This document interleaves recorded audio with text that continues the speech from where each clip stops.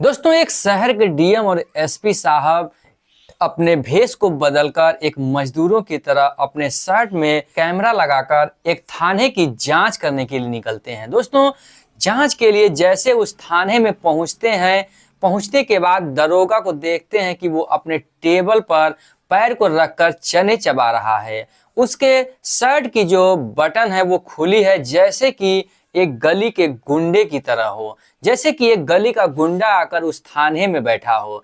दोस्तों, देखकर डीएम साहब को इतना गुस्सा लगता है कि अपने आप को वो कंट्रोल करते हैं, क्योंकि वो मजदूर का भेष बदलकर वहां पर रिपोर्ट लिखवाने के लिए गए होते हैं। दोस्तों, अपने गाड़ी का चोरी का वो रिपोर्ट लिखवाने के लिए बहुत रिक्वेस्ट करते हैं दरोगा से, लेकिन दरोगा कहता है कि क्या तुम्हें इस थाने का रूल नहीं पता कि यहाँ पर रिपोर्ट कैसे लिखी जाती है। दोस्तों, उसका साफ साफ कहने का मतलब था कि पहले रिश्वत दो, उसके बाद ही आपके रिपोर्ट को लिखा जाएगा। डीएम और एसपी साहब रिश्वत को देते हैं, अपने रिपोर्ट को वो दर्ज करवाते हैं। दोस्तों, ये कहानी इतनी इंटरेस्टिंग है कि आपको देख कर है कि रोंगटे खड़े हो जाएंगे। दोस्तों, इस कहानी में इतनी सच्चाई है कि आपका भी दिल खुश हो जाएगा। तो दोस्तों, आपसे छोटा सा रिक्वेस्ट है कि अगर वीडियो पर नए हैं तो चैनल को सब्सक्राइब कर लीजिएगा, वीडियो को लाइक कर लीजिएगा।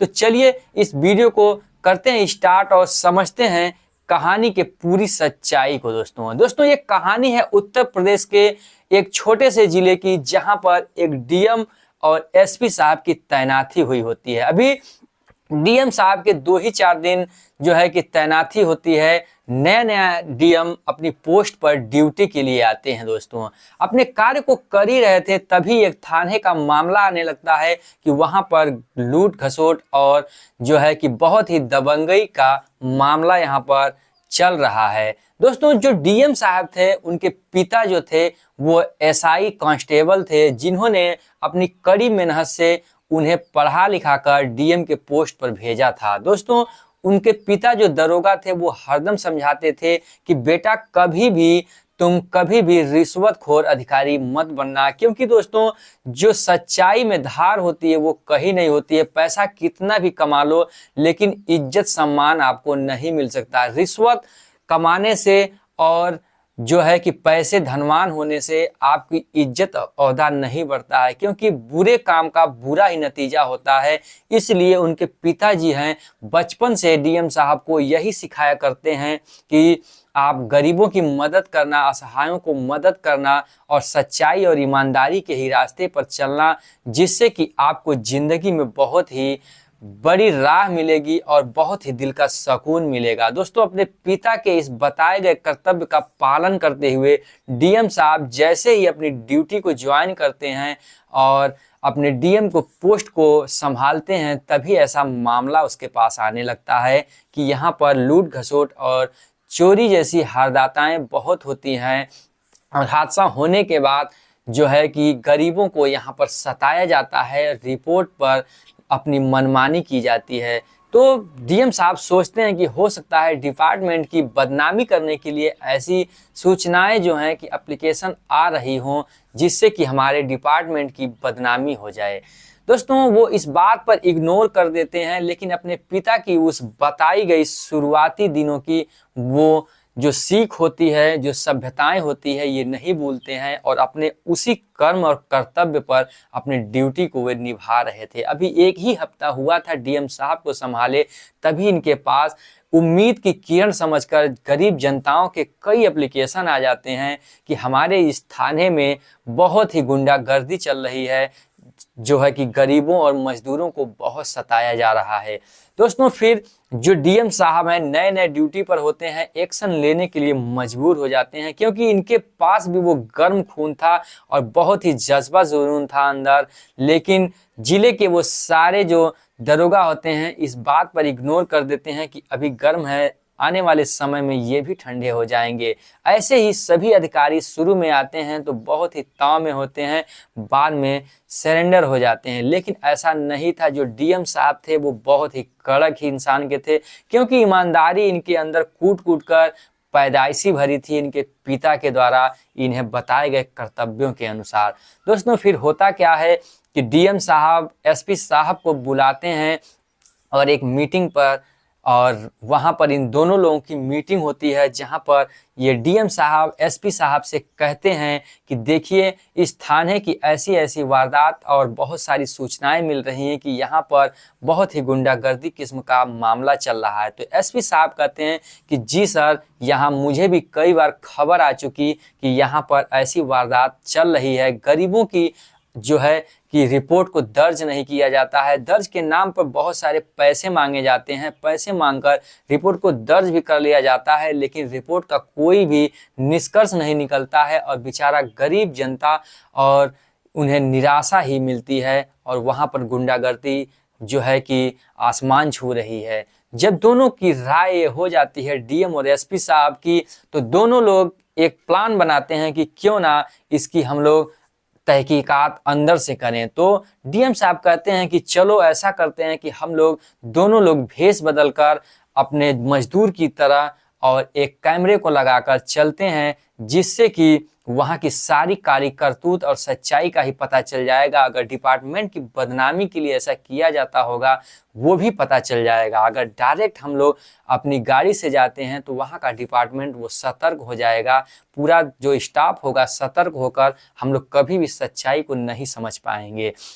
दोस्तों फिर होता क्या है कि डीएम और एसपी साहब अपने मेकअप को चेंज करवाते हैं और जो सर पे है पगड़ी को बंधवाते हैं, एक अंगोछा लेते हैं और गरीब की तरह एक शर्ट को पहनकर अपने शर्ट में एक जो है कि कॉलर में एक कैमरे को लगाते हैं, बटन जैसा आता है। दोनों लोग लगाने के बाद अपने इस लाइव रिकॉर्ड को अपने शोरूम से रिकनेक्ट कर देते हैं और कनेक्ट करने के बाद ऑफिस से वो लोग निकलते हैं और उस थाने में के बाहर जो है कि रिक्शे के द्वारा पहुंच जाते हैं। दोनों इतना गजब की इनकी सूरत लग रही थी, एक मजदूर की तरह ये लोग लग रहे थे और बहुत ही अच्छी इन लोगों की जो किरदार है वो दिखने में लग रहा था। जैसे ही पुलिस स्टेशन के बाहर ये लोग जाकर खड़े होते हैं और जैसे सीढ़ियों की तरह अपने पुलिस स्टेशन के अंदर प्रवेश करते हैं, तभी वहां पर एक कांस्टेबल रोक देता है। कहाँ तुम लोग सीधे घुसे चले जा रहे हो, क्या काम है आखिर में, तुम लोग बताओ, क्या तुम लोग यहाँ के रूल कायदे कानून नहीं जानते हो। वहाँ पर ये लोग रुक जाते हैं और कहते हैं भाई आपने क्यों रुका, आप रोका है, मैं अपनी जो है कि रिक्शा चोरी हो गई है जिसकी जो है कि रिपोर्ट दर्ज करवाने के लिए मैं अंदर जा रहा हूँ। कहता है कि तुम्हें मालूम नहीं कि रिपोर्ट कैसे दर्ज करवाई जाती है और किस प्रकार से अंदर जाते हैं। अभी तुम लोग लगता है क्षेत्र में नए हो, पहले यहाँ पर समझो उसके बाद अंदर जाना। तो फिर एसपी साहब बगल में डीएम साहब को बुलाते हैं। डीएम साहब कहते हैं मुझे समझ नहीं आ रहा है आखिर में ये कांस्टेबल कहना क्या चाहता है। तो एसपी साहब कहते हैं इसे पैसे चाहिए तभी ये अंदर जाने देगा, ये अपना हिस्सा बाहर ही मांग रहा है। दोस्तों होता क्या है, 100 रुपए की नोट डीएम साहब अपने जेब से निकालते हैं और कांस्टेबल को पकड़ा देते हैं कि ये लो भाई, मैं बहुत गरीब और मजदूर हूँ, मेरे पास इतने ही पैसे हैं, मेरे रिक्शा जो था, मेरा रोजी रोटी था, वो चोरी हो गया और मेरे पास और पैसे नहीं हैं और मुझे अंदर जाने दो और मुझे जो है कि अपनी रिपोर्ट दर्ज करवाने दो। जैसे रिक्शा मिल जाएगा आपको खुशी में और जो है कि पैसे और मिठाइयाँ मैं लाकर दे दूंगा। कहता नहीं नहीं, इतने से नहीं बनने वाला है और मुझे चाहिए। तो एसपी साहब भी 100 की नोट निकालते हैं और देते हैं, कहते हैं बाबूजी अब मेरे पास एक भी पैसे नहीं बचे हैं, अब रख लीजिए, मुझे अंदर जाने दीजिए। कहता है ठीक ठीक है, अंदर जाओ और बगल में कैबिन में साइड में दरोगा जी बैठे हैं, वहीं पर जाकर अपने रिपोर्ट को दर्ज करवा दो और तुम्हारा काम जो है हो जाएगा।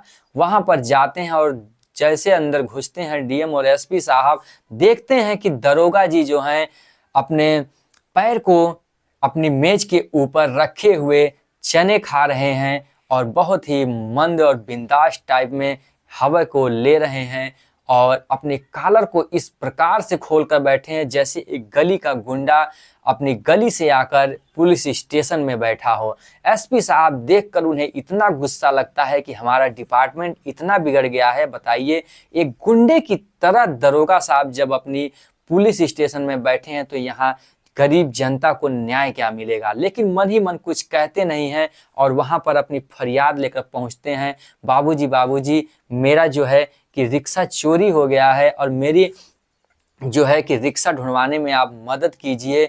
और धीरे धीरे लगभग शाम हो रही थी, तो इधर जो दरोगा होते हैं वो गर्म हो जाते हैं कि अभी तक तुम लोग कहाँ थे, शाम हो गए धीरे धीरे, अब बताओ रात में हम तुम लोगों का रिक्शा कैसे ढूंढेंगे, और अब तक क्या कर रहे थे तुम लोग, चोरी नहीं आकर लिखवा पाए। बोलते हैं डीएम और एसपी साहब की सर, मेरा जो रिक्शा चोरी जब हुआ तो हम लोग खुद इधर उधर ढूंढ रहे थे, जब नहीं मिला तो सोचा अपनी पुलिस स्टेशन में आकर चोरी का वो इल्ज़ाम अपना रिपोर्ट दर्ज करवा दे, जिससे कि पुलिस भी कुछ मदद मिल जाएगी तो ढूंढने में आसानी हो जाएगी। तो फिर इधर दरोगा जी कहते हैं कि क्या मैं तुम लोगों को छोटी छोटी चीज़ें ढूंढने का मैं जो है कि जिम्मेदारी मुझे सरकार ने दे रखा है कि जो तुम्हारी इधर उधर ढूंढूं, ऐसे नहीं होगा, पहले तुम लोग हमारी सेवा करो, शाम हो चुकी है, कुछ बंदोबस्त करो, उसके बाद फिर देखा जाएगा, रिपोर्ट दर्ज करके ढूंढा जाएगा। तो एसपी साहब जो होते हैं और डीएम साहब के मामले कुछ पल्ले पड़ नहीं रहा था कि आखिर ये दरोगा कहना क्या चाहता है।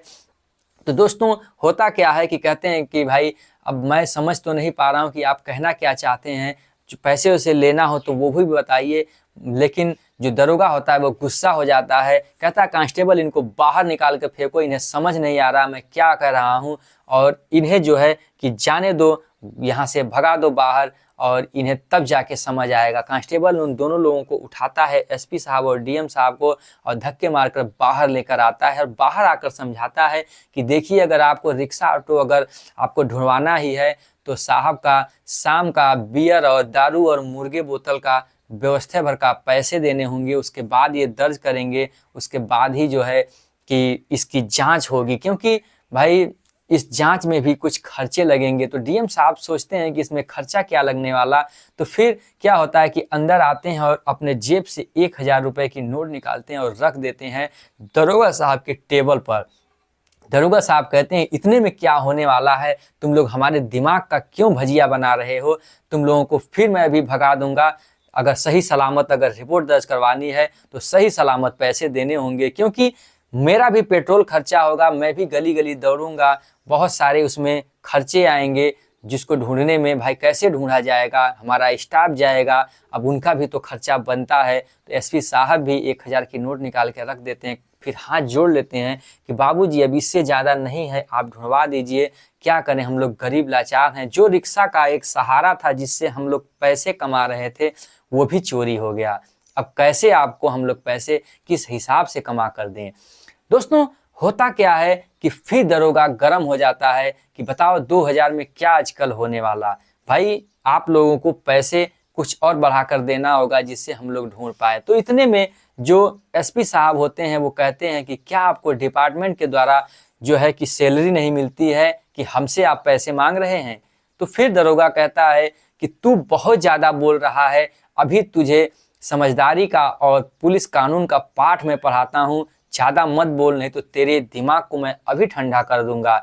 इधर फिर एसपी जो डीएम साहब होते हैं ये भी कहते हैं भाई तुम्हें तो भत्ता वगैरह मिलता ही होगा, कुछ तो कुछ सरकार देती होगी ढूंढने के लिए, गाड़ी के लिए। कहता है ठीक है, अभी तुम्हें जो है कि नियम और कानून अभी मैं तुझे सिखाता हूँ, कांस्टेबल इन्हें पकड़ो और इन्हें अभी हम इनको सीधा कर रहा हूँ। डंडे को उठाता है, जैसे चलता है एसडीएम साहब को डंडे को मारने के लिए, तभी क्या होता है कि डीएम साहब की गाड़ी की सायरन पों पों की आवाज़ करती हुई थाने को आकर घेर लेती है। उधर एसपी साहब की भी गाड़ी आ जाती है, सारे कांस्टेबल स्टाफ आके थाने को घेर लेते हैं, और अंदर से उसका जो पीए होता है वो आता है और इन दोनों गरीब लोगों को सैल्यूट करता है और खड़ा हो जाता है। फिर पता चलता है कि ये जो दो गरीब आए हुए हैं यहाँ पर, ये एक डीएम साहब हैं और एक एसपी साहब। इतना जब बात सुनता है तो दरोगा जो होता है मारे एकदम जो है कि डर के मारे गिड़गिड़ाने लगता है और अपने ठेंग जो है कि घुटनों के बल गिरकर वो अपने सर को नीचे झुका लेता है। कुछ बोल ही नहीं पा रहा था, उतने में डीएम साहब उठते हैं और इसके खिलाफ एफआईआर दर्ज करते हैं और लाइव कैमरे के द्वारा जो इनके जो है कि मेन स्टाफ में जो रिकॉर्ड हो रहा था सबूत के तौर पर इसकी फुटेज को बना लिया जाता है और सारे स्टाफ के खिलाफ केस दर्ज किया जाता है और पूरे स्टाफ को सस्पेंड करने के लिए ऑर्डर दे दिए जाते हैं यहाँ से। दोस्तों ये मासा ही थाना और ऐसी ही जो है कि पुलिस प्रशासन हर एक प्रदेश में होनी चाहिए, कमेंट बॉक्स में आप भी लिखकर जरूर बताइएगा। तो फिर मिलेंगे ऐसी इंटरेस्टिंग कहानी के साथ और एक इंटरेस्टिंग वीडियो के साथ। तो जय हिंद, जय भारत, वंदे मातरम।